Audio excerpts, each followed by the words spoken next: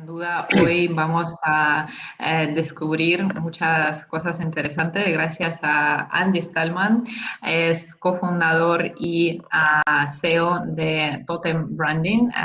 Estamos colaborando y hemos colaborando con Andy muchos años desde el GESIC. Es uno de nuestros expertos del network que tenemos. Es el mejor experto de marketing que podáis encontrar en el mercado en general, no solo experto en la industria del deporte, pero experto casi en todo, ¿no? O en todo.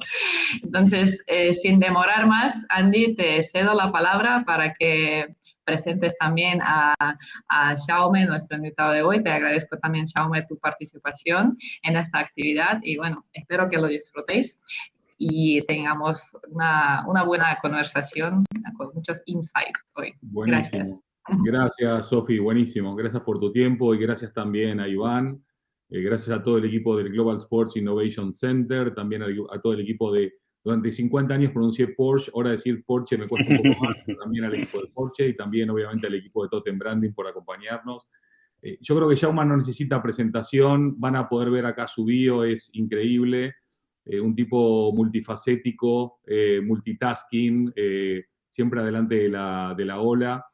Así que yo creo que la mejor presentación es escucharlo y en todo caso, después si alguien se queda con ganas de saber más de él, nos extendemos. Pero creo que lo más importante es esa mente que tiene, esa visión y sobre todo cómo transforma la visión en acción. Así que, Jaume, bienvenido.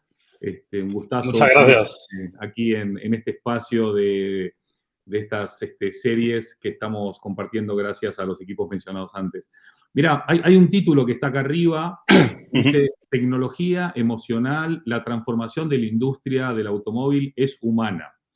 Y cada palabra del título prácticamente podría ser un capítulo, ¿no?, de conversación, pero me gustaría escuchar tu opinión, tu visión sobre esto de la tecnología emocional y cómo ya no nos llama tanto la atención que lo humano esté en el centro de las estrategias, en el corazón de las marcas exitosas y en el futuro del desarrollo de cualquier proyecto que se precie. Claro. ¿Qué tal, Andy? Bueno, muy buenos días. Antes que nada, agradecer la invitación y formar parte de esta primera serie. La verdad que para mí es un privilegio estar aquí.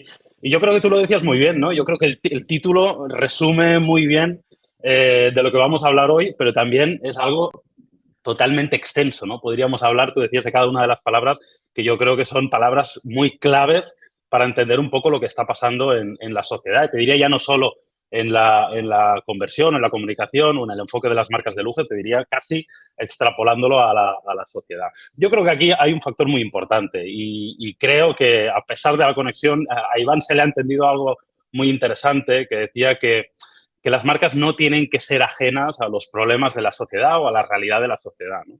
Y al final yo creo que lo que tenemos que entender es que las personas vamos a ser los que, en cierto modo, vamos a generar esta reconversión, este cambio. Nos encontramos a día de hoy en un cambio salvaje en la industria del motor, en general en la sociedad, ¿no? Lo vemos en la comunicación, lo vemos en muchas facetas de nuestro día a día, pero yo creo que la industria del motor está especialmente señalada por los diferentes cambios, ¿no? Así que yo creo que es muy importante entender como primer concepto general que esto va de personas, esto va de relaciones humanas y esto va de tratar de hacer cosas sostenibles y con sentido. Más allá del enfoque de una marca, más allá de la misión o de la visión que tenga la propia compañía, yo creo que todas tienen que entender que lo tienen que hacer a través de personas, de una forma humana, cercana y tratando de aportar de algún modo a la sociedad más allá de su negocio concreto. Espectacular. Primero debo decir que no puedo coincidir más.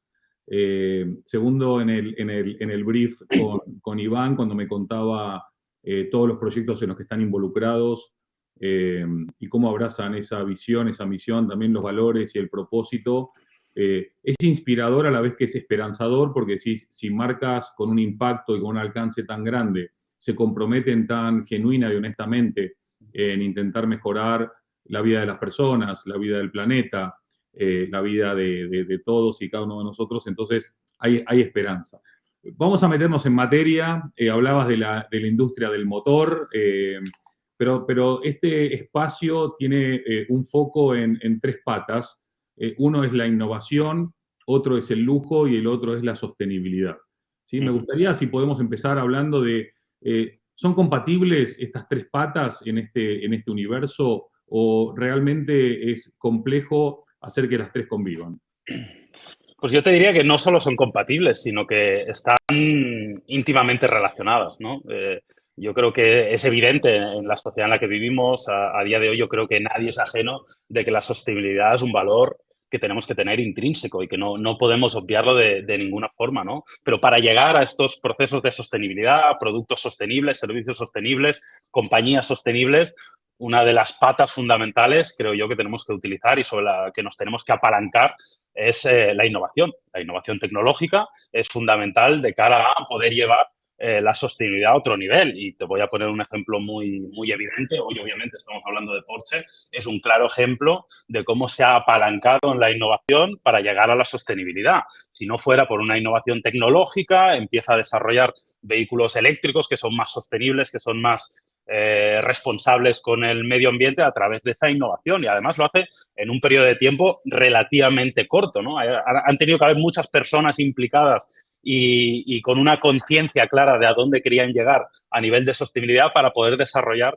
toda esa innovación y que la compañía, una compañía que no tiene que ser fácil de pivotar en cierta medida, ¿no? Porque estamos hablando de industrias enormes con procesos realmente complejos, procesos de fabricación, etcétera, etcétera, con lo cual han conseguido pues poder apalancarse en la innovación para llegar a la sostenibilidad. Y la tercera pata de la que estábamos hablando, ¿no? Que son las marcas de lujo, yo creo que son marcas que tienen que ser especialmente responsables, ¿no? Y tienen que ser especialmente conscientes de la sociedad en la que nos encontramos. Es fácil, en cierta medida, asociar el lujo a algo un poco distante, ¿no? Porque sí que es verdad que tiene un cierto componente aspiracional, incluso en publicidad, en marketing, sabemos que las compañías de lujo siempre tratan de dar ese toque ligeramente distante, no aspiracional, pero a su vez yo creo que tienen que entender, y lo están haciendo, yo creo que muchas de ellas, que son parte fundamental del cambio de la sociedad y tienen que ser muy responsables pues con sus clientes, con sus proveedores, con los futuribles clientes que igual no lo son ahora mismo, pero que pueden estar relacionados con la marca en el futuro. Así que, por resumirte un poco, te diría que estas tres patas están íntimamente relacionadas y, bajo mi perspectiva, creo que debe seguir así y tiene que ser así. Estaba leyendo que Porsche se posiciona nuevamente como la marca de lujo más valiosa a nivel global, ¿sí? Con una valoración de unos 34.000 millones de dólares, bueno, que ya son un poquito más los dólares que los euros, ¿no? Casi 34.000 millones de euros, ¿no?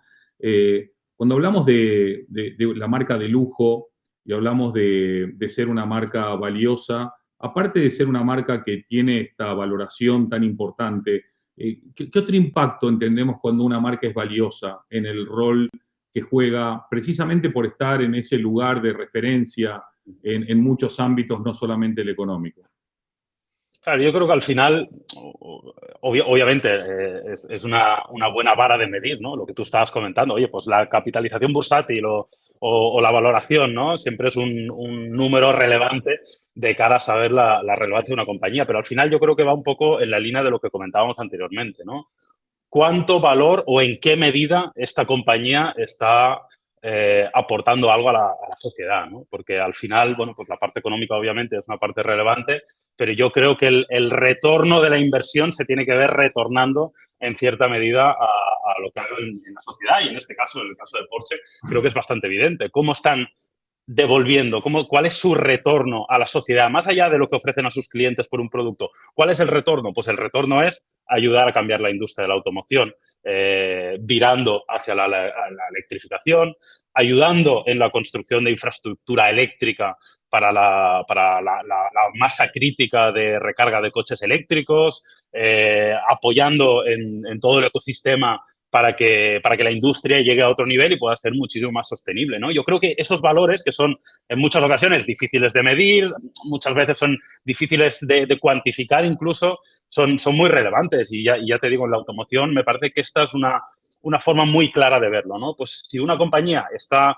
contribuyendo proactivamente en el cambio del motor de combustión, que todos sabemos que tiene un peor impacto en el medio ambiente, hacia la electrificación y está ayudando en los puntos de recarga y está construyendo infraestructura, pues evidentemente está contribuyendo a la sociedad. Y eso le aporta valor, sin lugar a dudas. Te diría a todos los niveles, ¿no? Y yo creo que eso es una otra forma que tenemos también de medir cómo una marca de lujo se posiciona, aporta valor o queda, digamos, en la mente de los usuarios o de gente que no son usuarios, que no son clientes, pero que evidentemente están impactados en cierta manera por la compañía.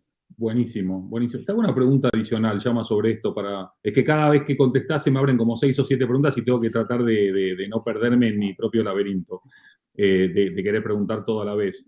Es verdad, por lo menos lo que dicen los datos, que las nuevas generaciones, ya ni siquiera hablo de los millennials, hablo de los Z, de los alfa, vienen con un chip verde en la cabeza, ¿sí? Donde la sostenibilidad prácticamente es innegociable, donde una marca sin propósito es una marca ignorada, donde una marca que no cuide a las personas de manera genuina y honesta es una marca en la cual no quieren ya no trabajar, sino ni siquiera considerar sus productos o servicios.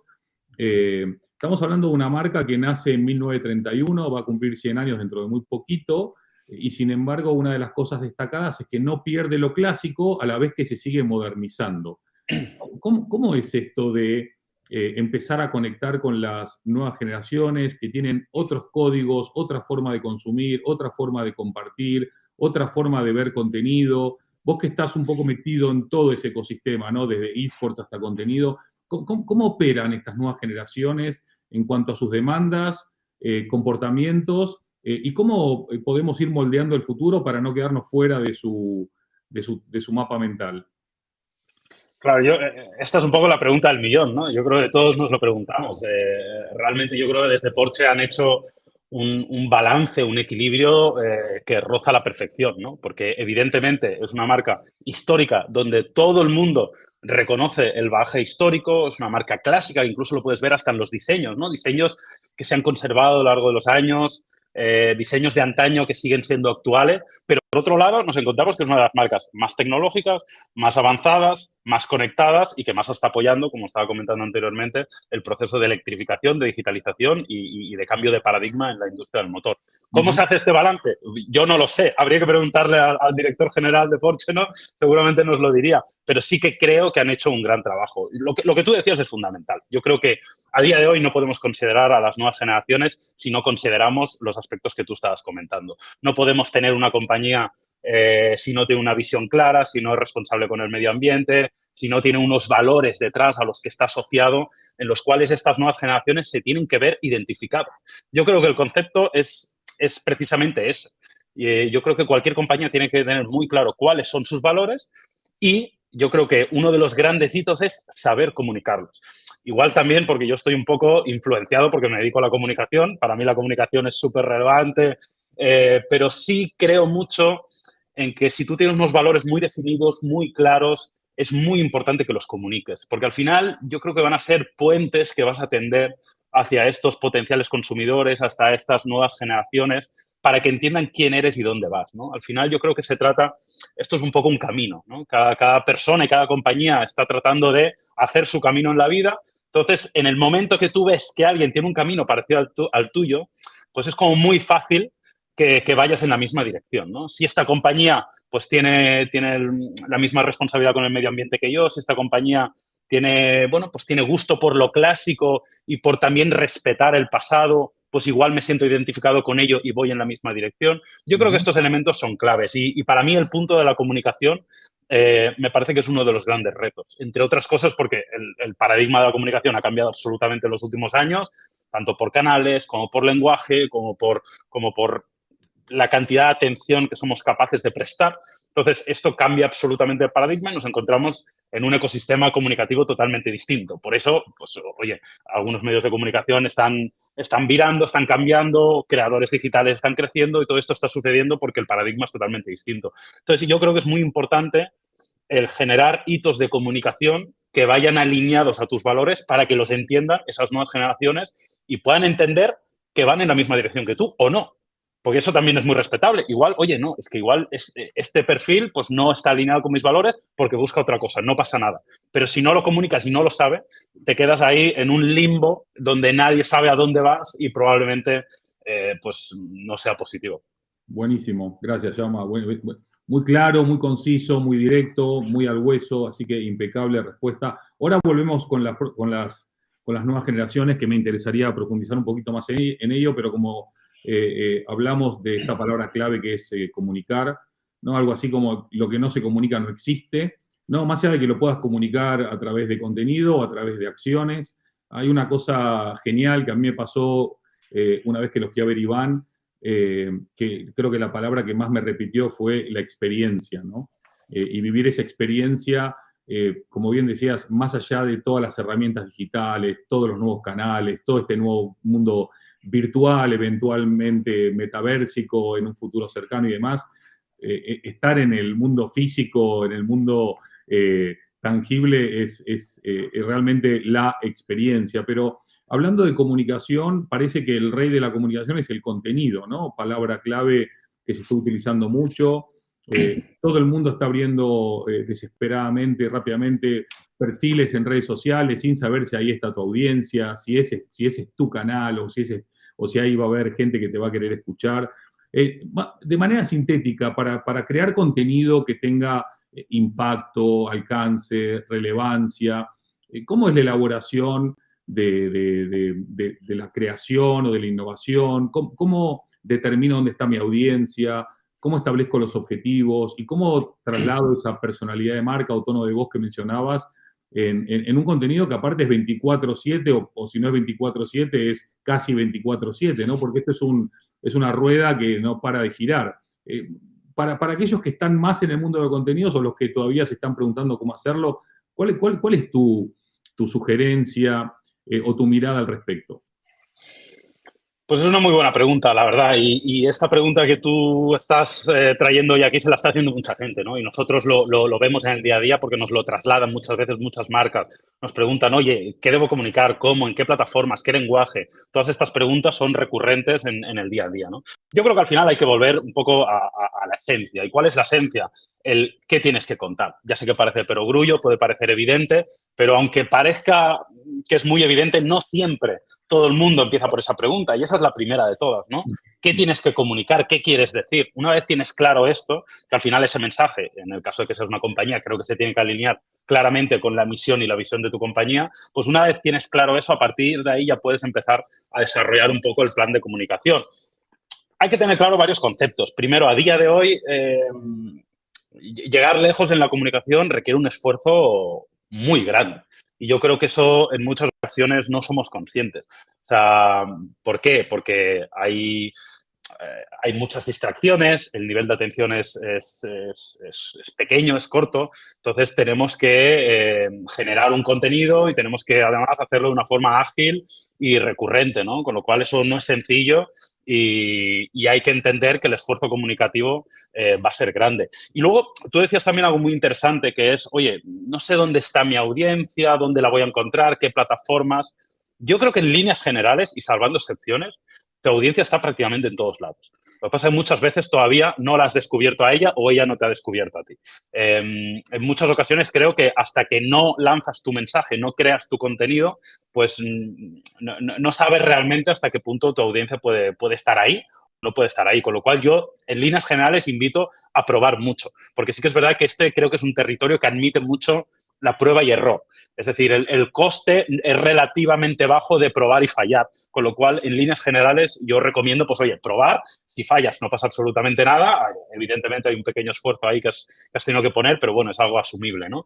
Y luego un punto que creo que también es muy relevante es entender el lenguaje comunicativo de donde estés comunicando.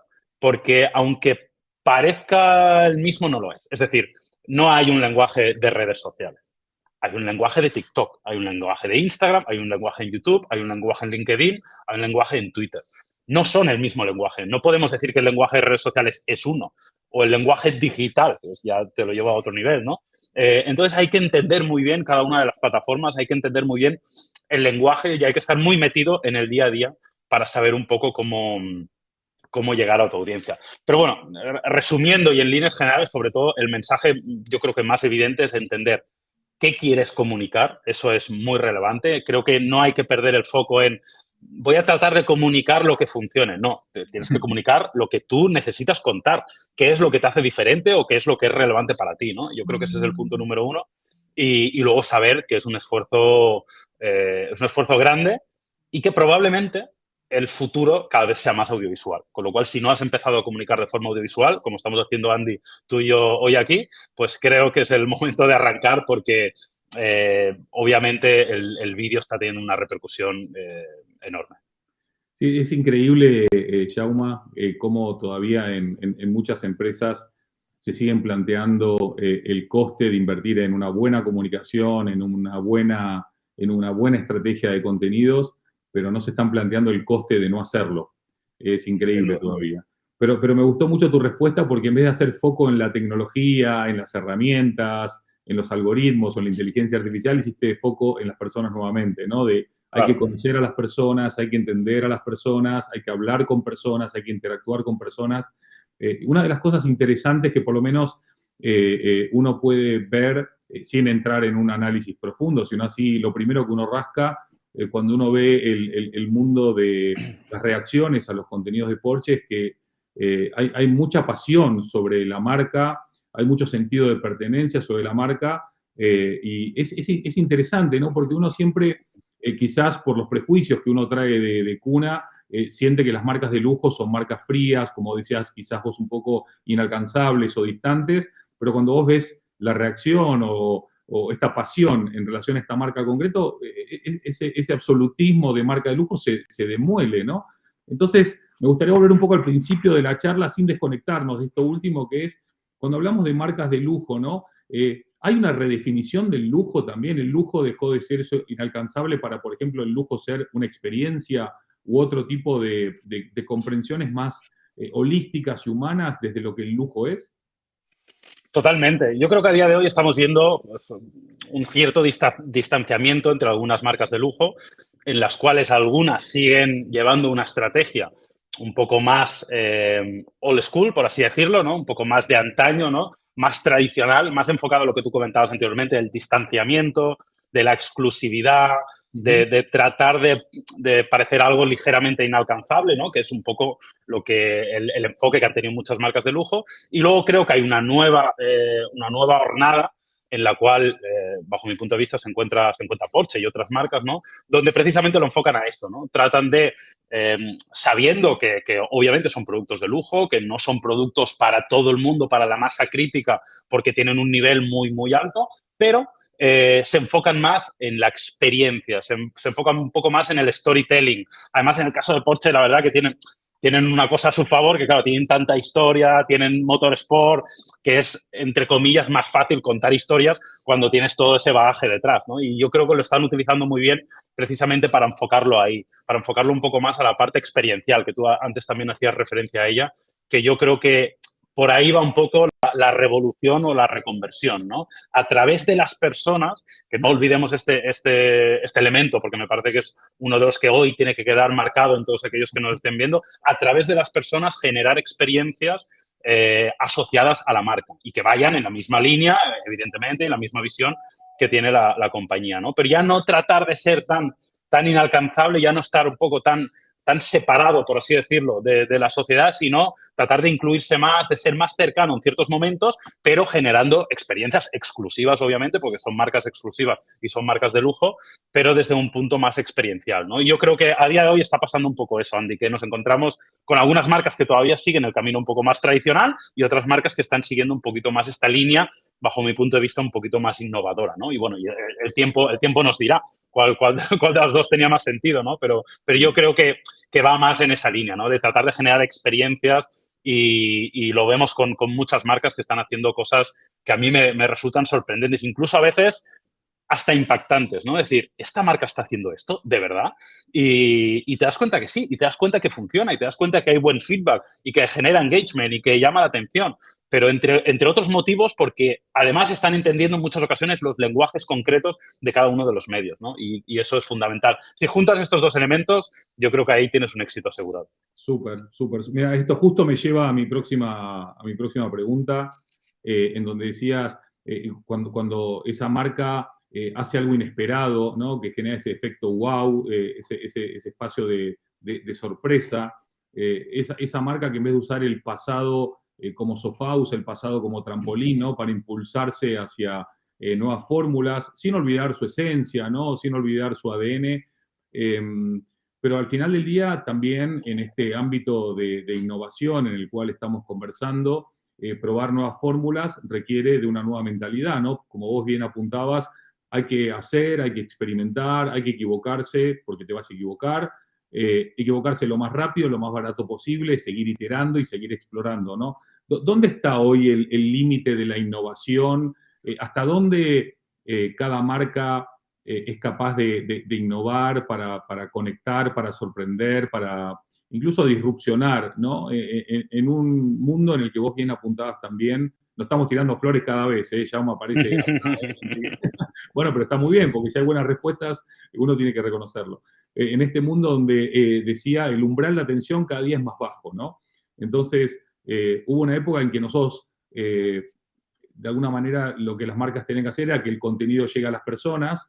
Las marcas muy buenas hacen que las personas vengan al contenido, ¿no? ¿Dónde está hoy ese umbral, o mejor dicho, ese límite de la innovación para hacer cosas que nadie ha hecho?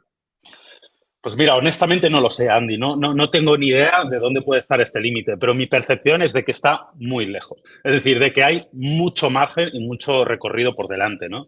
Y yo creo que uno de los motivos por los cuales hay un límite enorme de innovación a la hora de probar nuevas fórmulas es porque vivimos en un mundo de constante cambio. Además, con un cambio que se acelera constantemente con el paso de los años, ¿no?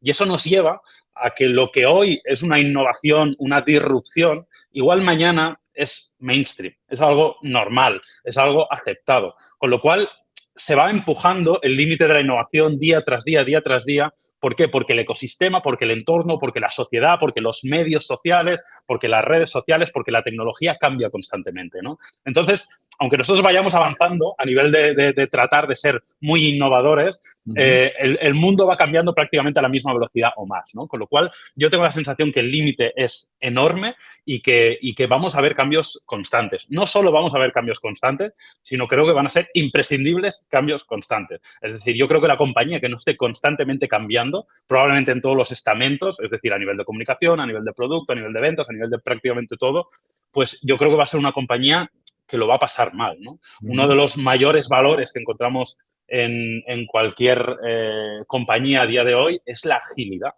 La agilidad es fundamental, ¿no? Yo creo que es una de los grandes hitos que tuvieron algunas de las compañías de Silicon Valley tecnológicas de su momento, que se convirtieron en monstruos, pero supieron generar equipos de trabajo lo suficientemente ágiles como para estar iterando constantemente y seguir siendo innovadores, ¿no? Pues yo creo que eso es lo que nos va a pasar, tanto a nivel de comunicación, como comentábamos anteriormente, pero yo creo que vamos a ver cambios constantes. Yo creo que el mayor riesgo es no tomar riesgo, con muchísima diferencia. Yo antes comentábamos el tema de los contenidos, ¿no? Nosotros en nuestra compañía también trabajamos para terceros y les ayudamos a generar sus propias píldoras de contenido. Yo una de las cosas que hablo con ellos en muchas ocasiones, yo les digo, oye, mira, pues vamos a trabajar juntos durante un año, por ejemplo, pero lo que tienes que tener claro es que igual dentro de un año pues ya no trabajamos más juntos. Pero en el momento que has empezado a hacer contenido, no hay vuelta atrás. O sea, esto no puedes elegir dejar de hacer contenido. Cuando empiezas ahí, ya es para siempre, ¿no? Y no solo es para siempre, sino que vas a tener que estar en constante evolución, tratando de entender pues qué es lo que busca la audiencia, cuáles son los cambios. Así que yo te diría que el límite está muy lejos de donde estamos a día de hoy. Bueno, puede ser visto como algo positivo, que significa que queda mucho camino por recorrer y muchas cosas por hacer. Estábamos comentando también sobre esta irrupción de Porsche en el mundo de los esports, como parte también de su mirada de futuro y de ampliar su impacto, su relevancia y su comunidad en diferentes ámbitos, todos alineados bajo un paraguas estratégico muy bien diseñado y muy bien pensado. Y creo que vos apuntaste algo que para mí es súper importante de volver a resaltar, que es en este mundo de paradigmas cambiantes y de transformación permanente, lo que no debe suceder es que vos renuncies a la esencia de tu marca para estar todo el tiempo adaptándote a cambios, sino que tu marca es lo suficientemente poderosa para que pueda precisamente ampliar en este mundo de innovación constante. ¿Cómo es este paso de Porsche, en el cual vos tenés mucho para contar, hacia el mundo de los esports? ¿Qué es lo que inspira, lo que motiva, lo que ilusiona? ¿A dónde se ambiciona llegar y qué se espera conseguir en esta nueva esfera, ¿no? de protagonismo? Pues sí, la verdad que es un proyecto que nos hace mucha ilusión, ¿no? Arrancamos hace alrededor de un año y medio, es un proyecto de, digamos, de co-creación, ¿no? Que también es un concepto que me gusta mucho y que creo que habla muy bien también en este caso de Porsche, ¿no? Y de entender que vivimos en una sociedad también en la que hay que colaborar para arrancar proyectos, ¿no? Entonces, bueno, pues llegamos a un punto en el cual tanto desde Porsche como desde nuestro lado en topes de gama nos parecía que la industria de los esports tenía obviamente una gran evolución por delante. También entendiendo que, por ejemplo, el modelo de negocio actual de los esports es la creación de contenido, que es algo que lo que nosotros ya nos sentíamos cómodos y con lo cual nos apetecía entrar en este proyecto. Y yo creo que al final se trata de, oye, pues vamos a tratar de llegar de una forma distinta a audiencias que quizás son ligeramente esquivas a comunicaciones un poquito más tradicionales, pues con este proyecto, ¿no? Que además es un proyecto que está pues asociado a valores como la competición, la superación, los valores tradicionales a los que se asocia el motorsport y luego también asociados a valores pues que están más asociados a los esports, ¿no? Como la digitalización, la modernidad, los contenidos, ¿no? Entonces aúna un poco estos dos mundos, ¿no? Y yo creo que es una intersección muy interesante donde yo creo que es evidente que probablemente el cliente de Porsche no está ahí directamente, no están haciendo esto pensando, voy a atraer a un cliente, sino, oye, estoy impactando a nuevas generaciones, estoy impactando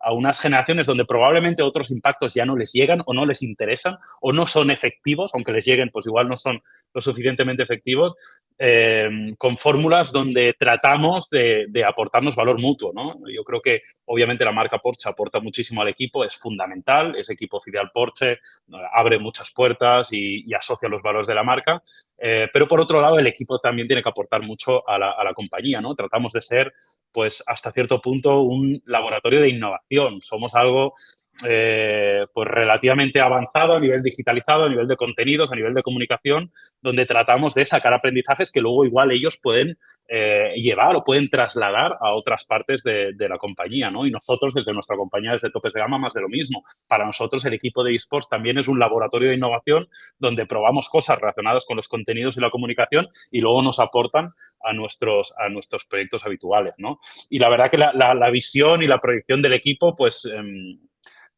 yo creo que a día de hoy nadie la sabe, honestamente, ¿no? Pero sí que es verdad que creemos que el recorrido que hay por delante es enorme, ¿no? Porque creo que es una industria con muchísima evolución por delante. Creo, bueno, estamos ya trabajando en algunos proyectos relacionados, por ejemplo, con la tokenización, con los fan tokens, que creo que es muy relevante también para este proyecto. Yo creo que en el futuro incluso pueden salir sinergias con equipos de motorsport físicos, ¿no? Que el equipo de esports y un equipo de motorsport físico pues tengan ahí pues unas ciertas sinergias y puedan apoyarse uno a otro para sumar fuerzas y ser más relevantes, ¿no? La verdad que hay mucho trabajo por hacer, pero es un proyecto que nos gusta mucho, que está creciendo y que creo que nos ayuda a todos a aprender mucho.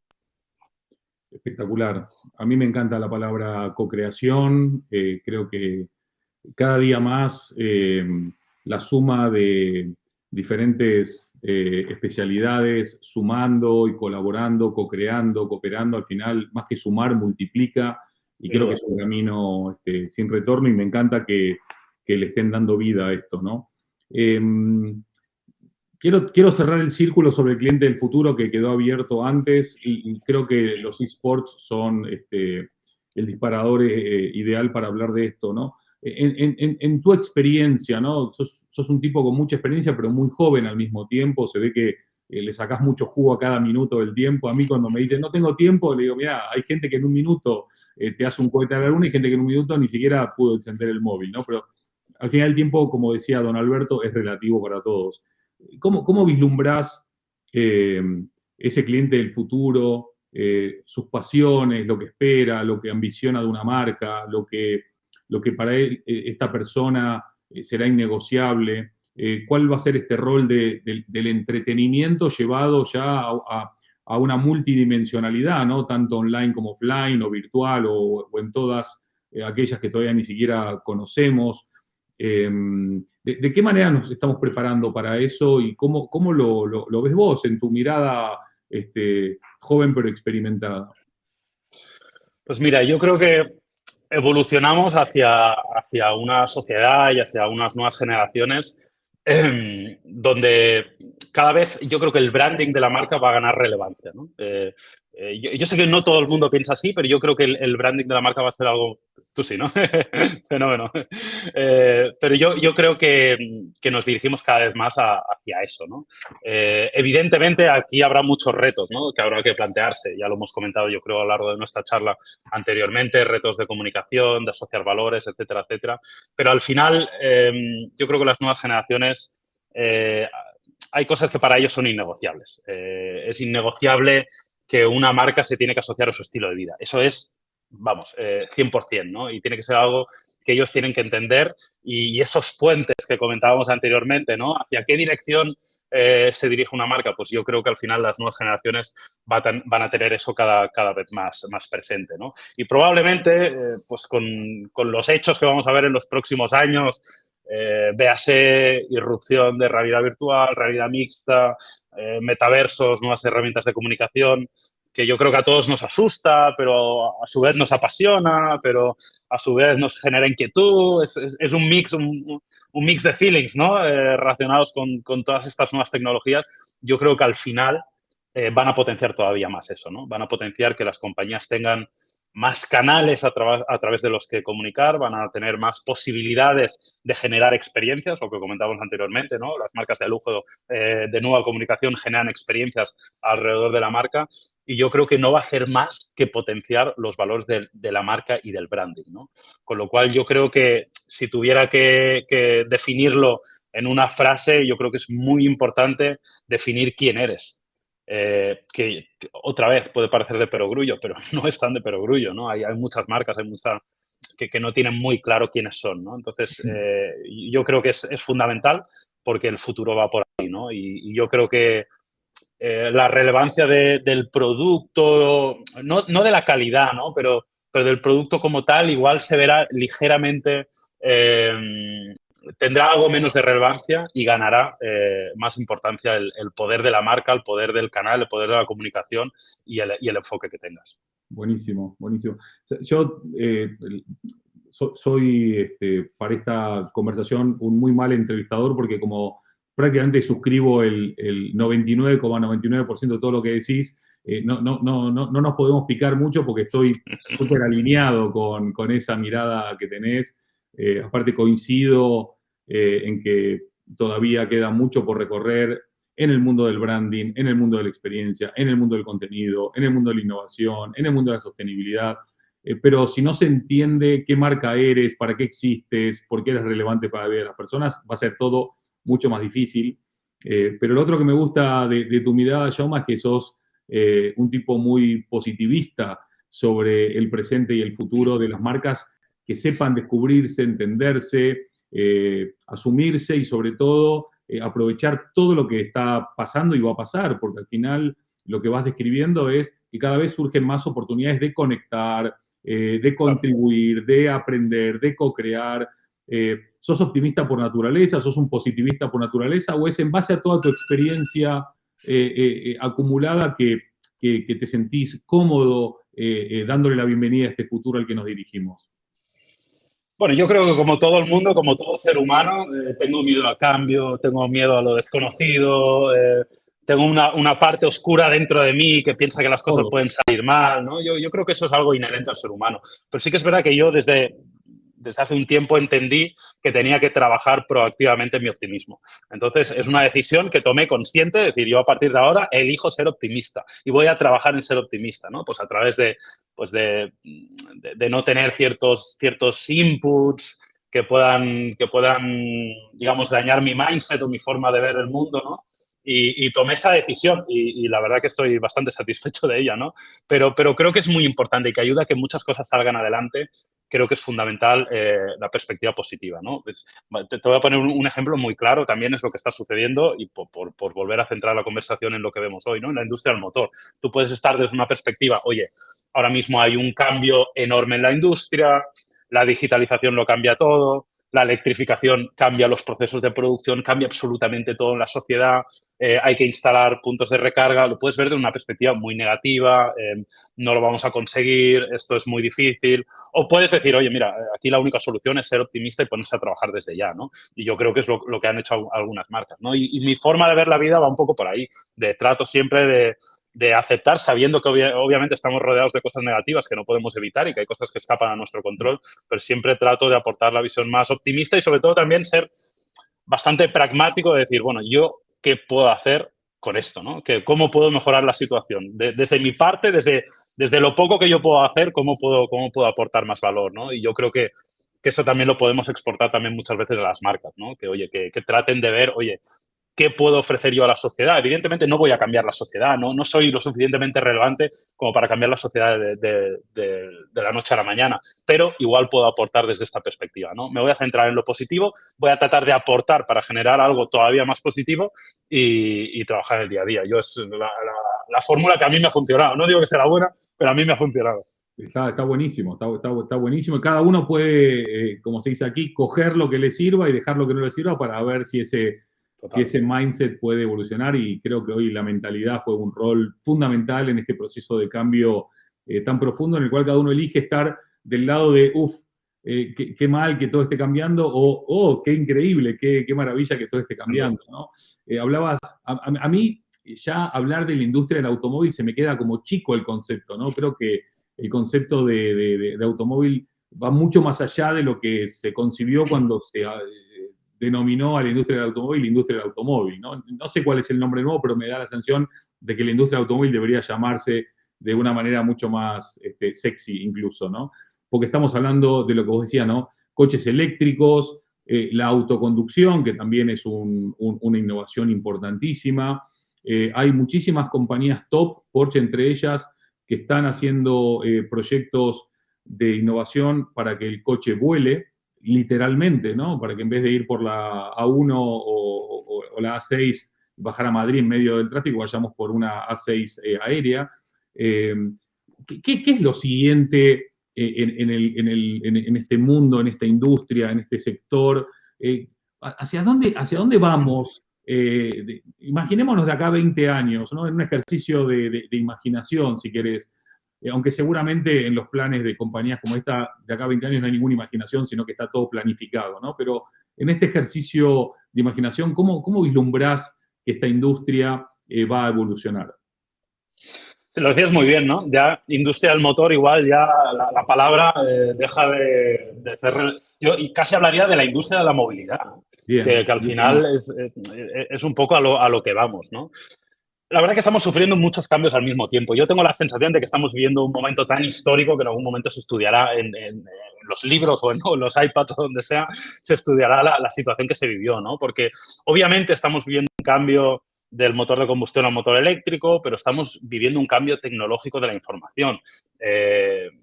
Los coches más actuales, más modernos, procesan una cantidad de información muy alta y en el futuro va a ser mucho más alta. Tiene una cantidad de sensores y cámaras que en tiempo real están procesando información. Y esa información, además ahora con la llegada de tecnologías como 5G, esa información que se podrán intercambiar prácticamente en tiempo real y con una latencia bajísima, ¿no?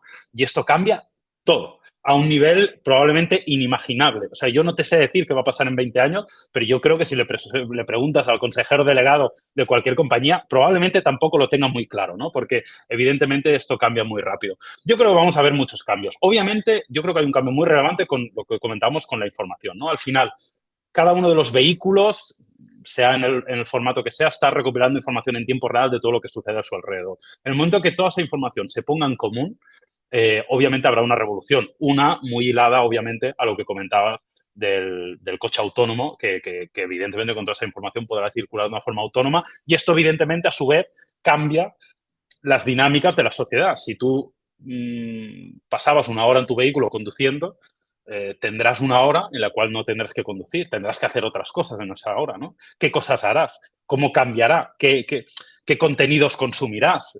¿Trabajarás en el coche? ¿Cómo? ¿De qué manera? ¿Aplicarás la realidad mixta para poder tener tu despacho en la oficina, en el asiento del copiloto? Bueno, se abren una serie de paradigmas enormes, ¿no? Pero yo creo que eso es apasionante verlo, pero creo que también es muy importante ver que esto va a ser un proceso y que probablemente no hay una sola dirección. Mira, a mí me parece muy interesante también, por ejemplo, Porsche está trabajando en un proyecto de biocombustibles, ¿no?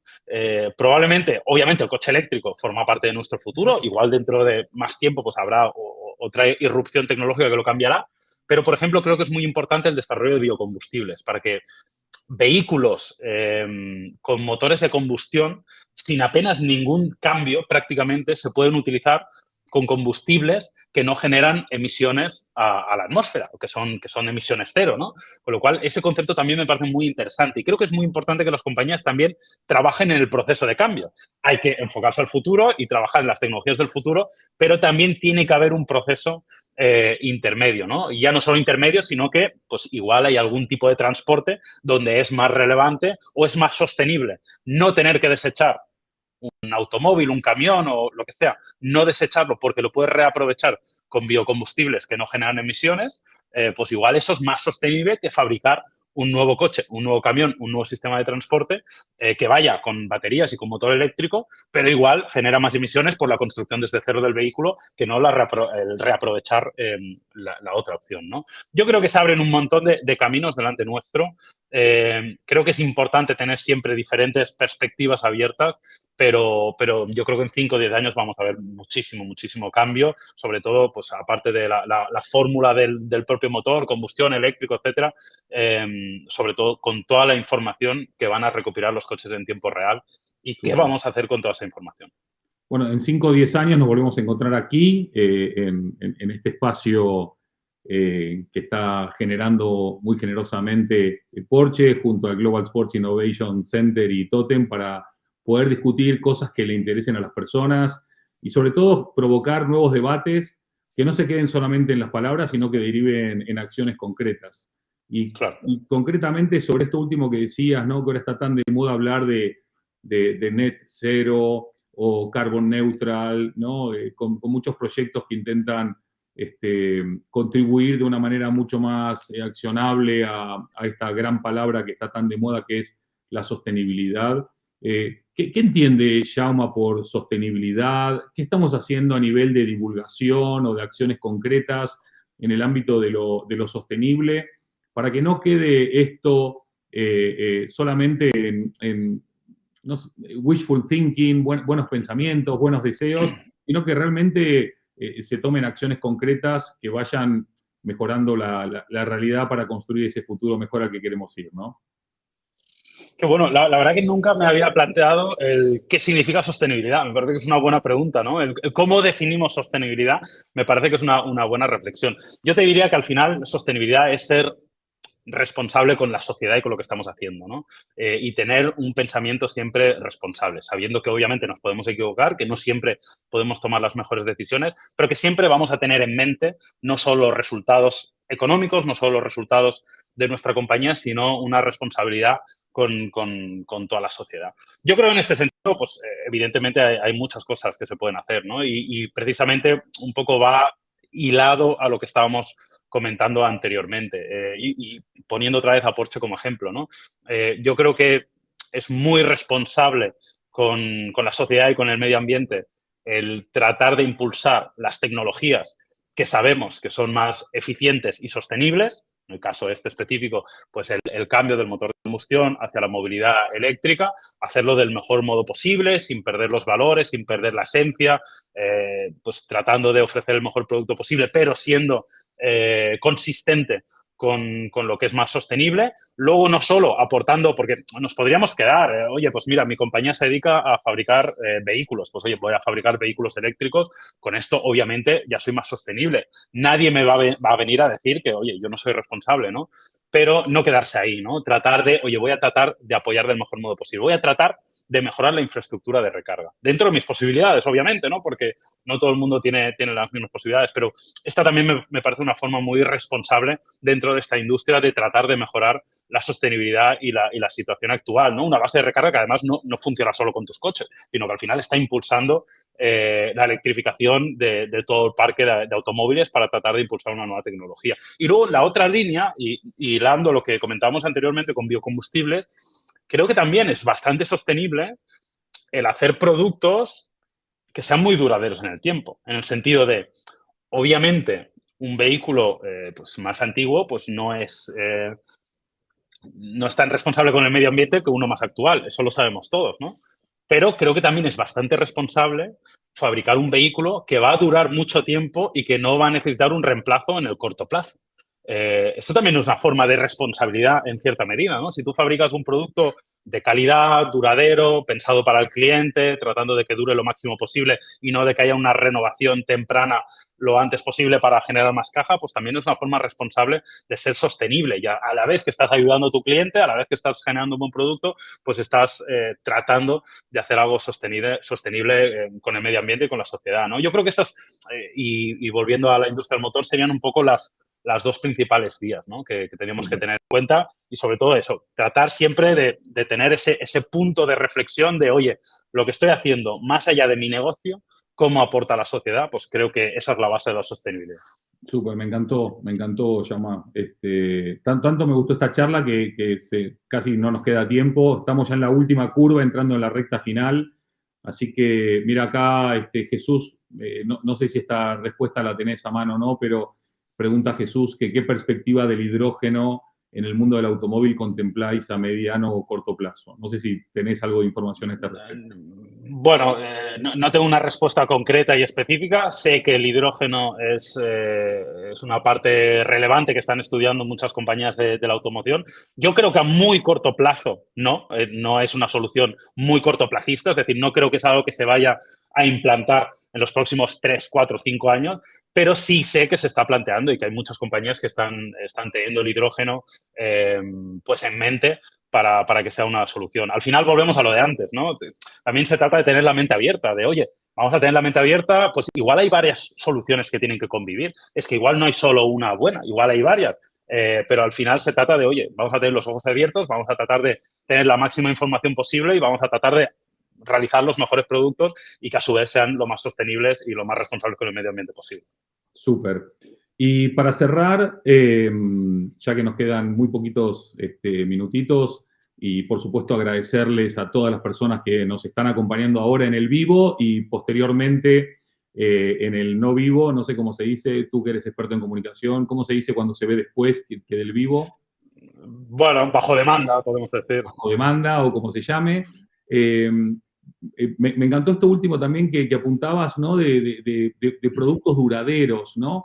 Que no vengan con esta obsolescencia programada tan de moda, tan del siglo XXI. Y creo que lo duradero también es una muy buena metáfora de lo que es una marca, ¿no? Que puede trascender el paso del tiempo, que puede trascender los cambios, las transformaciones, las disrupciones, las crisis, las recesiones y demás. Me quedo con algunos temas destacados que tienen que ver con la experiencia, que tienen que ver con los valores compartidos, con ese lifestyle, con la innovación, la sostenibilidad, la buena comunicación y, por supuesto, como no puede ser de otra manera, el branding y el poder de la marca. Pero me gustaría que, antes de que yo despida y dé el cierre, una reflexión final sobre casi esta hora de conversación en este ámbito de marcas innovadoras, marcas de lujo, marcas sostenibles, la contribución a la sociedad y sobre todo esta cuestión clave que Iván resalta cada vez que lo escuchamos, que tiene que ver con entender a las personas, conocer a las personas y sobre todo conectarse con ellas.